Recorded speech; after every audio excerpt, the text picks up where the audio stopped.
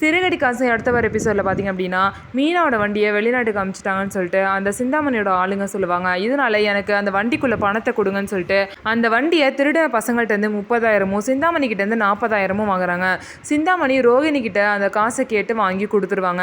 அதுக்கப்புறம் முத்து வீட்டுக்கு வந்து எல்லா விஷயத்தையும் வீட்டில் உள்ள எல்லாருக்கிட்டையும் சொல்லிட்டு மீனாவுக்கு புது வண்டி வாங்கணும் அப்படின்னு சொல்கிறாங்க. அதே மாதிரி பார்த்திங்க அப்படின்னா மீனாவுக்கு வந்து முத்து புது வண்டி வாங்கி கொடுக்குறாங்க. அந்த வண்டியை பார்த்திங்கன்னா 2 பேருமே சேர்ந்து உட்காந்து ஓட்டி பார்க்குறாங்க. இந்த மாதிரி அவங்க 2 பேருமே ரொம்பவே சந்தோஷமாக இருக்காங்க.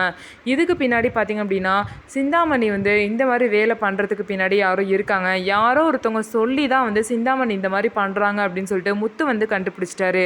அதனால கூடிய சீக்கிரம் பார்த்திங்க அப்படின்னா முத்துவும் மீனாவும் சேர்ந்து இதுக்கு பின்னாடி யார் இருக்கா, யார் இந்த அளவுக்கு வந்து சிந்தாமணியை பண்ண சொல்லியிருப்பா அப்படின்னு சொல்லிட்டு யோசித்து கண்டுபிடிக்க போகிறாங்க. இந்த விஷயத்தில் ரோகிணி தான் கூடிய சீக்கிரம் மாட்ட போகிறாங்க.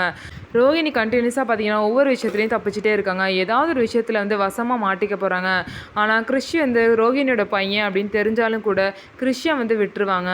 ஸோ கிறிஷை வந்து அவங்க சேர்த்துப்பாங்க. ஆனால் மற்ற ஃப்ராடு தனத்தெல்லாம் பண்ணியிருக்கனால ரோகிணியை அவங்க சும்மாவே விட மாட்டாங்க. ஸோ இதுக்கப்புறம் என்ன நடக்க போகுதுன்னு வெயிட் பண்ணி பார்க்கலாம். நம்ம வீடியோ உங்களுக்கு பிடிச்சிருந்தா நம்ம வீடியோவை லைக் பண்ணிக்கோங்க. மறக்காமல் நம்மளோட சேனலை சப்ஸ்கிரைப் பண்ணிவிட்டு பாருங்கள்.